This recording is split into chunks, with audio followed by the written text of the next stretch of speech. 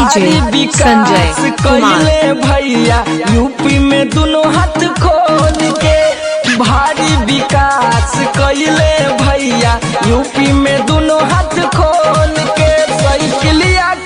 साइकिलिया के बटन दबादा जय अखिलेश बोल के। साइकिलिया के बटन दबादा जय अखिलेश बोल के।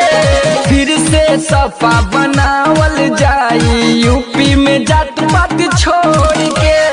फिर से सपा बनावल जाई यूपी में जात पात छोड़ के। साइकिलिया के बटन दबादा जय जय अखिलेश बोल के। साइकिलिया के बटन दबादा जय जय अखिलेश बोल के। डीजे संजय कुमार।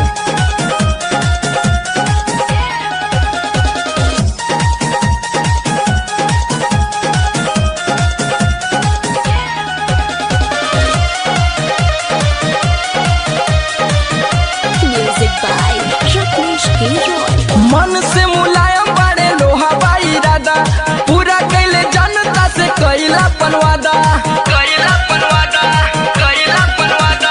मन से मुलायम बड़े लोहा बाई राधा पूरा कैले जनता से कैला संजय कुमार। जैसन सुविधा नु हो जनता के ना होई दुविधा नु हो।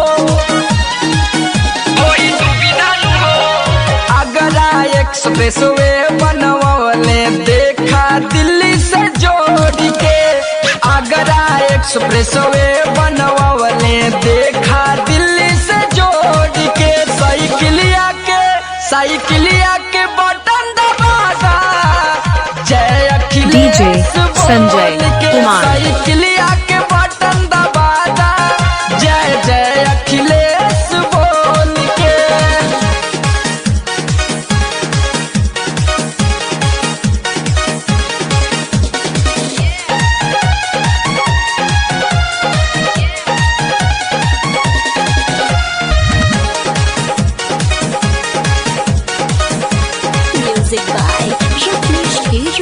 खूबे कॉलेज रोड अस्पताल बनवाए सारे बेरोजगारों को रोजगार दिलवाए। संजय कुमार। खूबे कॉलेज रोड अस्पताल बनवाए सारे बेरोजगारों को रोजगार दिलवाए।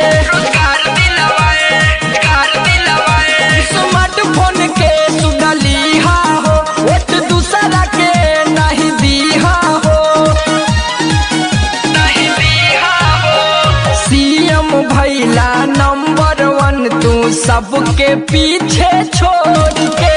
सीएम भैला नंबर 1 तू सबके पीछे छोड़ के। साइकिलिया के बटन दबादा जय अखिलेश बोल के। साइकिलिया के बटन दबादा जय जय अखिलेश बोल के।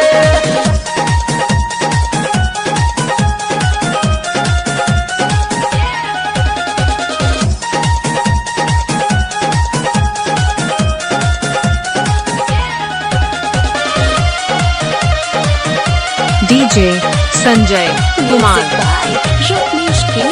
17 के चुनाव में मिली बहुमत भारी सबके वोट साइकिलिए पे मारी। 17 के चुनाव में मिली बहुमत भारी सबके वोट साइकिलिए पे मारी। यूपी के भैया कइले विकास पूरा कइले जनता के हुआस। संजय कुमार। तारे जनता से दोनों हाथ जोड़ के। रघुवर अपील कर तारे जनता से दोनों हाथ जोड़